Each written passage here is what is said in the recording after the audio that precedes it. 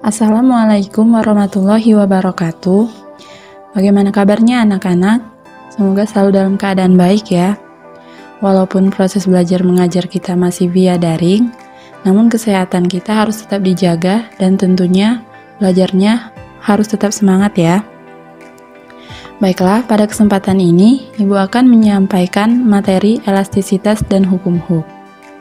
Nah, sebelum Ibu menjelaskan materi elastisitas dan hukum Hooke, di sini Ibu akan menyampaikan tujuan pembelajaran yang harus kita capai terlebih dahulu. Yang pertama, di sini siswa mampu mengidentifikasi benda elastis dan plastis.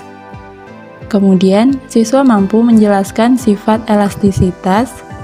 Selanjutnya, siswa dapat menghitung besar tegangan, regangan, dan modulus elastisitas bahan. Kemudian, siswa dapat menentukan hubungan gaya dengan pertambahan panjang pegas. Siswa dapat menentukan besar konstanta pegas. Selanjutnya, siswa dapat menjelaskan konsep hukum Hooke pada susunan pegas seri dan paralel. Kemudian, siswa dapat menjelaskan konstanta pengganti pegas seri dan paralel. Selanjutnya, siswa dapat menganalisis penerapan sifat elastisitas dan hukum Hooke dalam kehidupan sehari-hari. Kemudian yang terakhir, siswa dapat merancang dan mendemonstrasikan percobaan tentang sifat elastisitas suatu bahan dan aplikasinya dalam kehidupan sehari-hari. Nah, ini merupakan tujuan pembelajaran yang harus kita capai pada materi elastisitas dan hukum Hooke ini. Nah, selanjutnya peta konsep. Nah, ini merupakan peta konsep dari materi elastisitas dan hukum Hooke ini.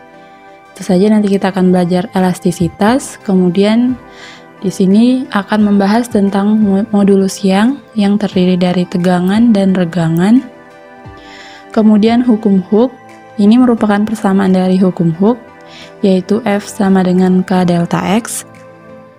Kemudian nanti di sini akan berkaitan dengan susunan pegas, di mana susunan pegas itu ada susunan seri dan susunan paralel.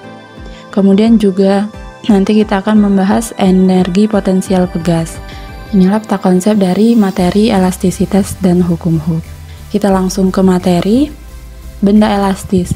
Tentu saja di elastisitas ini kita akan mempelajari tentang benda elastis, di mana benda elastis itu adalah benda yang dapat berubah bentuk dan ukuran karena suatu gaya. Akan tetapi dapat kembali ke bentuk dan ukuran semula jika gaya tersebut dihilangkan. Jadi benda elastis ini saat dia diberi gaya, dia akan mengalami perubahan bentuk atau perubahan ukuran. Namun saat gaya tersebut dihilangkan, dia akan kembali ke bentuk semula atau ke bentuk awalnya tadi. Nah, selain benda elastis, itu juga ada benda plastis. Kalau benda plastis itu kebalikan dari benda elastis, di mana saat dia diberikan gaya, dia akan mengalami perubahan bentuk dan ukuran juga. Namun saat gaya tersebut dihilangkan, dia tidak akan kembali ke bentuk semula. Kalau benda elastis tadi kan saat diberikan gaya, dia berubah bentuk dan ukuran. Namun saat gaya itu dihilangkan, dia akan kembali ke bentuk semula. Namun kalau benda plastis ini tidak. Saat diberikan gaya, dia juga akan mengalami perubahan bentuk. Namun saat gaya tersebut dihilangkan, dia akan tetap ke ukuran itu. Jadi dia tidak akan kembali ke bentuk awalnya tadi. Nah, kalau benda elastis ini contohnya ada karet dan juga pegas. Kalau benda plastis itu contohnya tanah liat, plastisin. Coba saat kita tarik plastisin, dia akan mengalami perubahan bentuk. Namun saat gaya itu kita hilangkan, dia akan tetap seperti itu. Dia tidak akan kembali ke bentuk semula. Nah, ini merupakan contoh dari benda elastis, karet dan juga pegas, dimana coba saat kita menarik karet atau menarik pegas, maka karet dan pegas ini akan mengalami perubahan bentuk atau perubahan panjang ke ukuran awalnya atau ke bentuk semula. Nah, jadi elastisitas itu apa sih? Elastisitas merupakan kemampuan suatu benda untuk kembali ke bentuk awalnya setelah gaya luar yang diberikan kepada benda tersebut dihilangkan. Jadi, kemampuan benda elastis tadi untuk kembali ke bentuk awalnya setelah gaya luar yang diberikan dihilangkan, itulah yang disebut dengan elastisitas. Suatu benda elastis jika mendapatkan gaya luar maka akan timbul tegangan pada benda tersebut dan berakibat pada timbulnya regangan pada benda. Jadi saat benda elastis tadi diberikan gaya maka akan timbul yang namanya tegangan, kemudian juga regangan. Apa itu tegangan dan regangan? Di sini Ibu akan menjelaskan satu persatu. Yang pertama, tegangan. Tegangan adalah perbandingan antara gaya yang bekerja pada benda dengan luas penampang benda. Nah, perbandingan antara gaya dan luas penampang ini itulah yang disebut dengan tegangan. Sehingga kita memperoleh persamaan tegangan sama dengan gaya dibagi dengan luas penampang benda. Tegangan satuannya Newton per meter kuadrat, gaya satuannya Newton, kemudian luas penampang satuannya meter kuadrat. Selanjutnya, regangan. Regangan adalah hasil bagi antara pertambahan panjang delta L dengan panjang awalnya. Ini gambar yang sama seperti tadi. Jadi kalau tegangan tadi merupakan perbandingan antara gaya dan luas penampang, regangan di sini merupakan hasil bagi dari delta L atau pertambahan panjang dengan L atau panjang awalnya, sehingga diperoleh persamaan regangan sama dengan pertambahan panjang dibagi dengan panjang awalnya, dimana di sini regangan tidak memiliki satuan. Mengapa? Karena regangan merupakan hasil bagi antara delta L atau pertambahan panjang dengan L, dimana pertambahan panjang itu satuannya meter, kemudian panjang awal juga satuannya meter. Saat meter dibagi dengan meter maka habis, jadi regangan tidak memiliki satuan. Nah, selanjutnya modulus Young atau juga disebut modulus elastisitas, di mana modulus Young ini merupakan perbandingan antara tegangan dan regangan yang dialami bahan atau benda. Modulus Young tiap bahan berbeda-beda.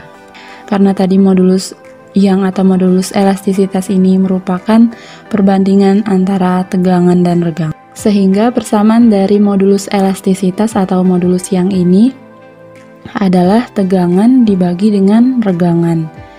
Nah, tadi sudah dijelaskan bahwa persamaan dari tegangan itu F dibagi dengan A atau gaya dibagi dengan luas penampang. Kemudian untuk regangan itu delta L per L. Kenapa rumusnya jadi seperti ini? Sini akan Ibu jelaskan. Tadi untuk tegangan itu F dibagi dengan A atau luas penampang.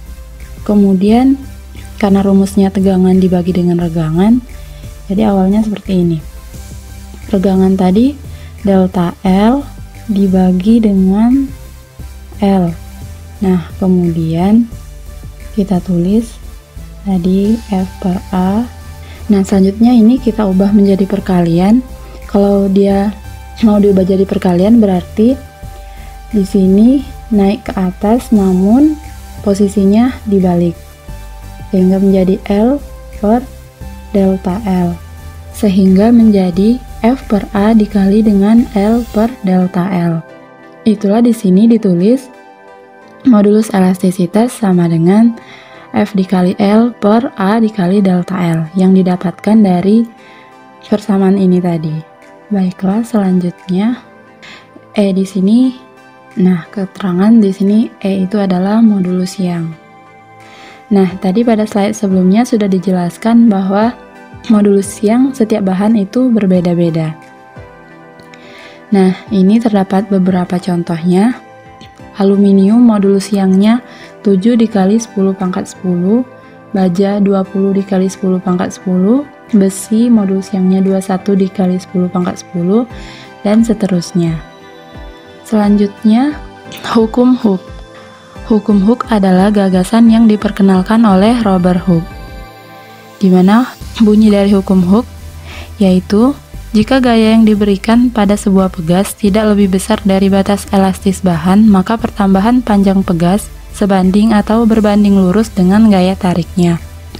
Nah, jika gaya yang diberikan tidak melebihi batas elastis pegas, maka berlakulah pertambahan panjang pegas sebanding atau berbanding lurus dengan gaya tariknya. Nah, ini merupakan persamaan dari hukum Hooke. F sama dengan K delta X. Jadi gaya sama dengan konstanta pegas dikali dengan pertambahan panjang benda.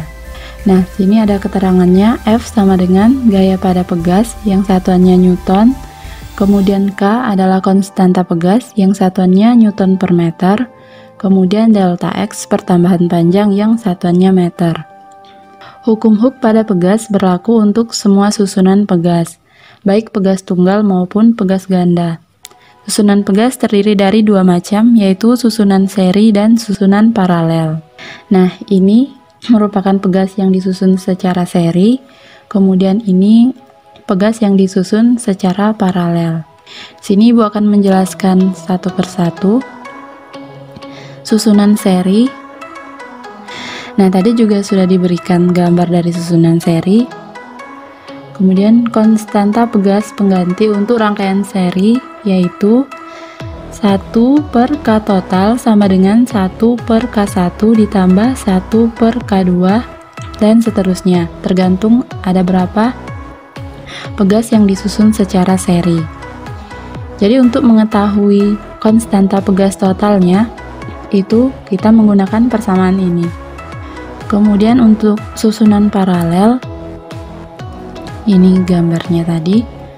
Konstanta pegas pengganti untuk rangkaian paralel K total sama dengan K1 ditambah K2 dan seterusnya.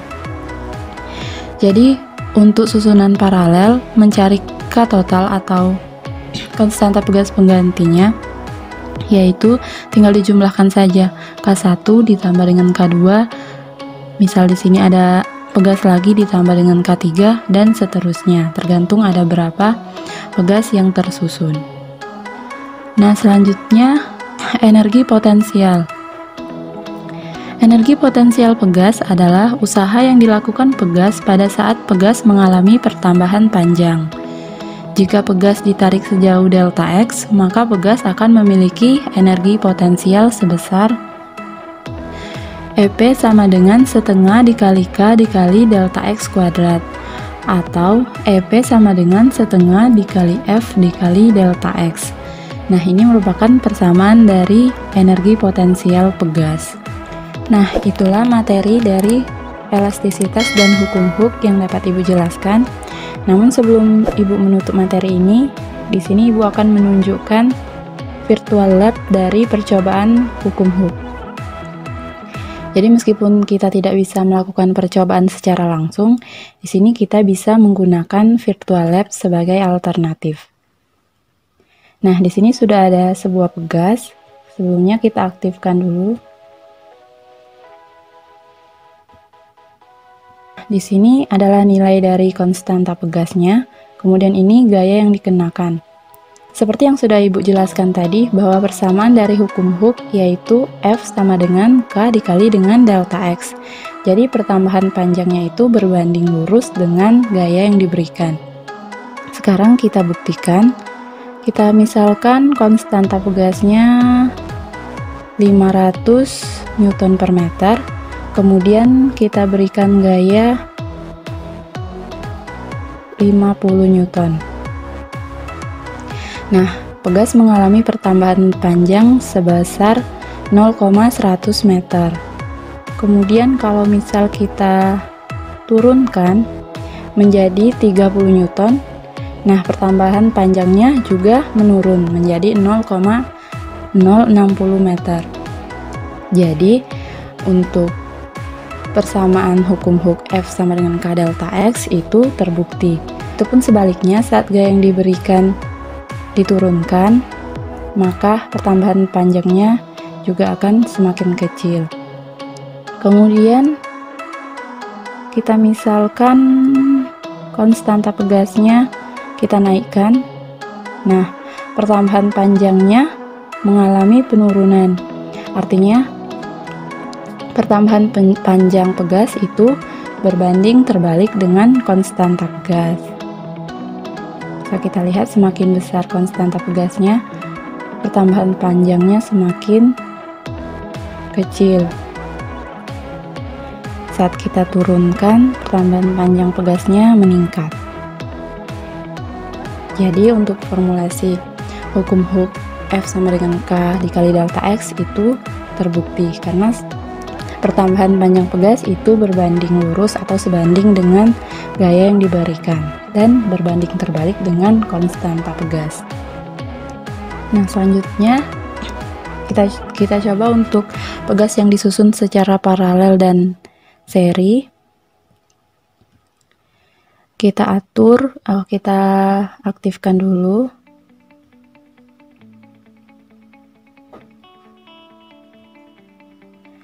Nah, kita misalkan pegas yang atas atau pegas 1 400 Newton per meter, kemudian pegas bawahnya 300 Newton per meter. Kemudian kita atur gaya yang diberikan itu 50. Nah, pertambahan panjangnya sebesar 0,071 meter. Sama ya seperti tadi. Semakin besar gaya yang diberikan, pertambahan panjangnya juga akan semakin besar. Begitupun sebaliknya. Kemudian untuk menghitung konstanta penggantinya atau konstanta pegas totalnya itu bisa menggunakan rumus yang sudah Ibu bagikan tadi, dimana untuk konstanta pegas yang disusun secara paralel itu tinggal dijumlahkan 400 ditambah dengan 300 Newton. Jadi konstanta penggantinya itu 700 Newton per meter. Kemudian untuk masing-masing gayanya itu bisa kita lihat di sini. Untuk pegas 1, gaya yang diberikan sebanyak 28 Newton, kemudian untuk pegas 2 21 Newton. Karena tadi pegas yang atas itu lebih besar konstantanya dibanding dengan pegas bawah. Kemudian kita coba untuk pegas yang disusun secara seri. Ini sudah kita aktifkan. Kemudian kita atur untuk pegas kiri atau pegas 1 itu 300 Newton. Kemudian untuk pegas kanan atau pegas 2 kita atur 400 Newton per meter.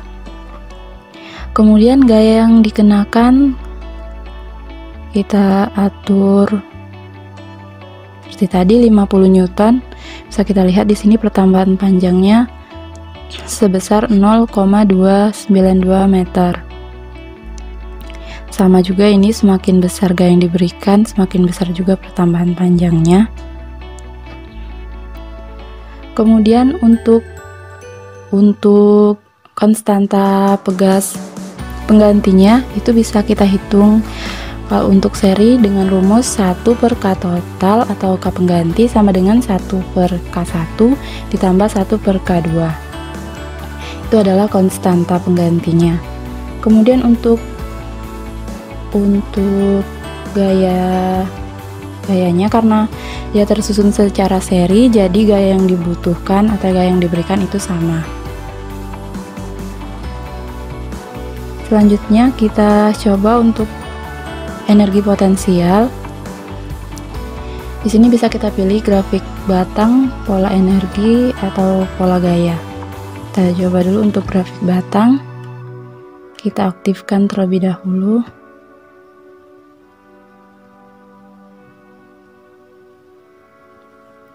Nah, kita coba untuk konstanta pegas 200 Newton per meter. Kemudian perpindahannya kita atur sebesar 0,410 meter.